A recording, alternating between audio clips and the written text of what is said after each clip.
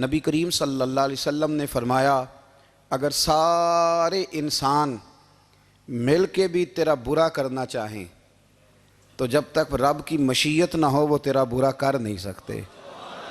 اور حضور صلی اللہ علیہ وسلم نے فرمایا اگر سارے انسان مل کے تیرا بھلا کرنا چاہیں تو جب تک رب کی رضا نہ ہو تیرا بھلا ہو نہیں سکتا۔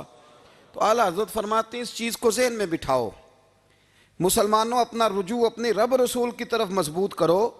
یہ کیا بات ہو گئی کہ میں اس سے بھی ڈر رہا ہوں، میں اس سے بھی ڈر رہا ہوں، وہ بھی میرے پیچھے لگ گیا۔ فاضل بریلوی رحمۃ اللہ علیہ ان چیزوں سے منع فرماتے تھے۔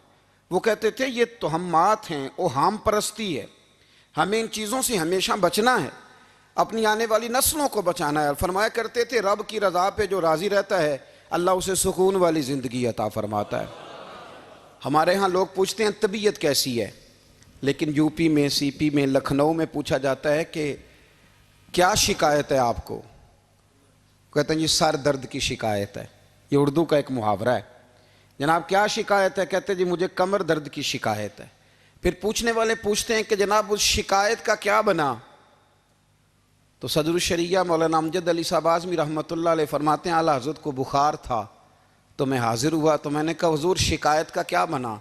کہنے لگے مولانا پڑھے لکھے ہو کے تو ایسی باتیں نہ کرو، شکایت کس سے کرنی ہے؟ رب نے جس حال میں رکھا ہے بڑا ہی اچھا رکھا ہوا ہے۔ شکایت کا کیا معنی ہوا؟ اللہ نے جہاں سمجھا مناسب اس نے ہمیں رکھا ہے، شکایت کیا ہوتی ہے؟ مجھے کسی سے شکایت نہیں۔ فرمایا کرتے تھے الحمدللہ مجھے سر درد بھی ہوتا ہے اور بخار بھی ہوتا ہے اور میں بڑا خوش ہوں۔ یہ وہ والی بیماریاں ہیں، یہ وہ امراض ہیں جو نبیوں کے قدم بھی چومنے آیا کرتے تھے۔ میں خوش بخت ہوں کہ وہ امراض جو انبیاء کے پاس آتے تھے، سر درد اور بخار، وہ مجھے لگتے ہیں۔ اپنی زندگی کو رضا والی زندگی بنایا۔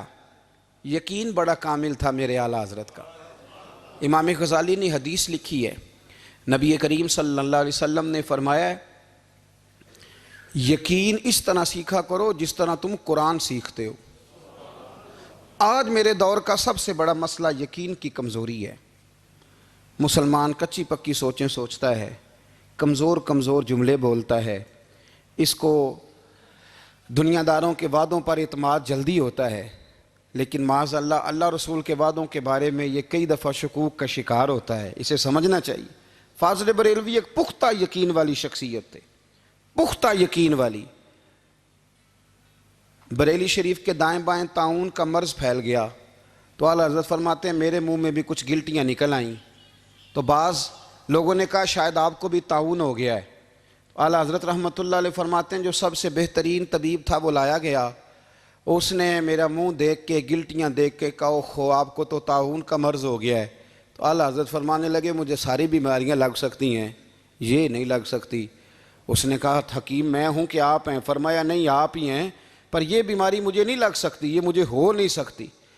اس نے اصرار کیا تو اعلیٰ حضرت رحمۃ اللہ تعالیٰ علیہ اس کو کہنے لگے میاں تو جو مرضی کر لیکن مجھے طاعون کا مرض نہیں ہو سکتا، یہ بات طے ہے۔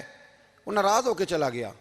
اب طاعون کی جو گلٹیاں ہوتی تھی نا وہ بڑے بڑے مہینوں نہیں جاتی تھیں، تکلیف رہتی تھی۔ اعلیٰ حضرت کہتے ہیں میں نے اسی رات نا تھوڑی سی کالی مرچوں کا سفوف بنایا اور مسواک میں رکھ کے جب منہ کے اندر چھڑکا تو تھوڑا سا خون نکلا اور میرا منہ بالکل ٹھیک ہو گیا۔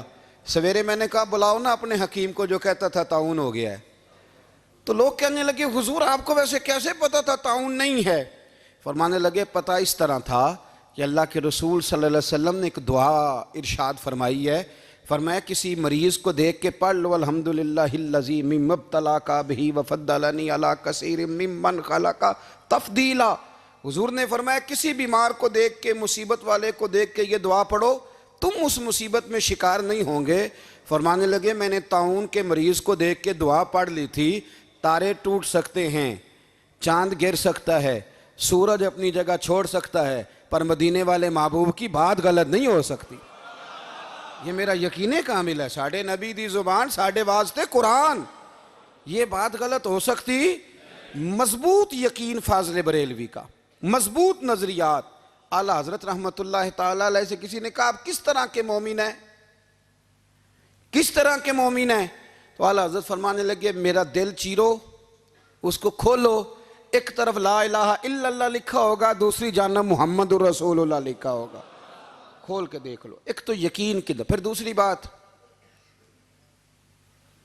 خشک لوگوں کو زندگی گزارنے کا مزہ کوئی نہیں آتا.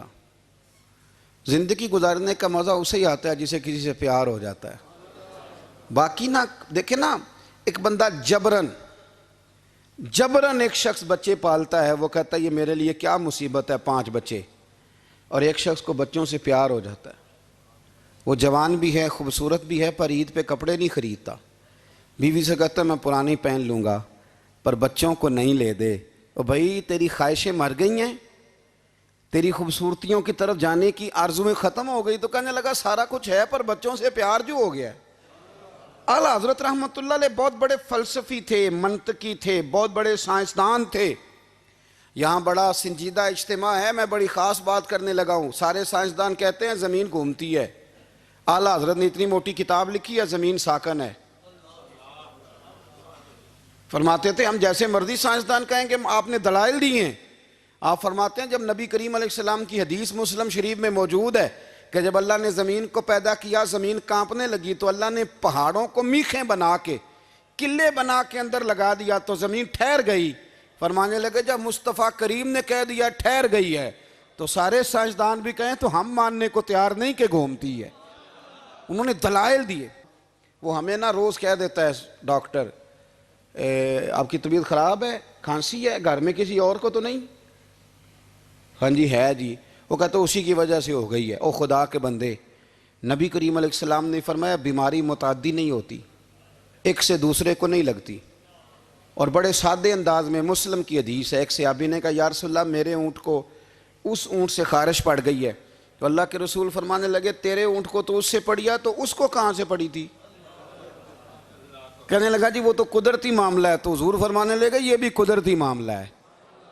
اب ہمیں جو مرضی، اعلیٰ حضرت کے زمانے میں لوگوں نے کہا کشش ثقل ہے، زمین اپنی طرف چیزوں کو کھینچتی ہے. دلیل کیا ہے؟ وہ کہنے لگے جی سیب گرتا ہے تو زمین پہ، آم گرتا ہے درخت سے تو زمین پہ، امرود گرتا ہے تو، انار گرتا ہے تو زمین میں کشش ہے، کھینچ لیتی ہے. اعلیٰ حضرت فرمانے لگے شاباش، سائنسدان جو کہیں گے ہم مانیں گے. فرمانے لگے زمین نے آدھا کلو کا سیب کھینچ لیا ہے، 1.5 پاؤ کا انار کھینچ لیا ہے، پر ہم نے غبارے میں 1.5 چھٹانگ ہوا بھر دیا، وہ تو زمین سے کھینچا نہیں گیا. یہ کس قسم کی کش سے ثقل ہے؟ یہ ابھی 2 سال پہلے ڈاکٹر عبدالقدیر خان کا مضمون چھپا تھا روزنامہ جنگ میں.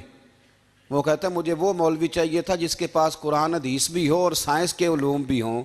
کہتا میں نے زمانے کے دروازے کھٹکھٹائے، پھر میں پہنچا بریلی کے امام کے پاس، اور کہتا ہے وہاں جا کے نہ میں ٹھہر گیا ہوں، اس لیے کہ مجھے قرآن و سنت کا نور بھی ملا ہے اور مجھے سائنس کے رموز بھی ملے ہیں. یہ واحد شخص ہے جو دین کو سائنس کا پابند نہیں کرتا بلکہ سائنس کو مدینے والے کا غلام بناتا ہے. مدینے والے کا غلام بناتے ہیں. تو اعلیٰ حضرت فرمانے لگے عجیب فلسفہ ہے نا جی، آم کھینچ لیا اس نے، سیب کھینچ لیا، امرود کھینچ لیا، پر اس سے 1.5 چھٹانگ والا غبارہ. تو لوگوں نے کہا حضور پھر مسئلہ کیا ہے؟ آپ فرمانے لگے مسئلہ یہ ہے کہ ہر چیز اپنی اصل کی طرف لوٹ جاتی ہے. ہر چیز اپنی، سیب، امرود، انار زمین سے پیدا ہوتے ہیں تو زمین پہ گرتے ہیں. ہوا کی اصل اوپر ہے، اس لیے جب غبارے میں ہوا بھریں گے تو ہوا اس کو اوپر لے جائے گی. ہاں جب اس سے ہوا نکل جائے گی تو پھر غبارہ جو جس کی اصل ہوتی ہے ادھر لوٹ جاتا ہے. انسان مٹی سے بنا ہے تو جاتا کہاں ہے؟ مٹی نہ تے مٹی رہنا ہی. ایویں کا دی بلے بلے اج مٹی دے اتے بندیا تے کل مٹی دے تھلے. تو اعلیٰ حضرت رحمۃ اللہ تعالیٰ علیہ نے نا اپنے سارے علوم کو نبی پاک کا غلام بنا دیا.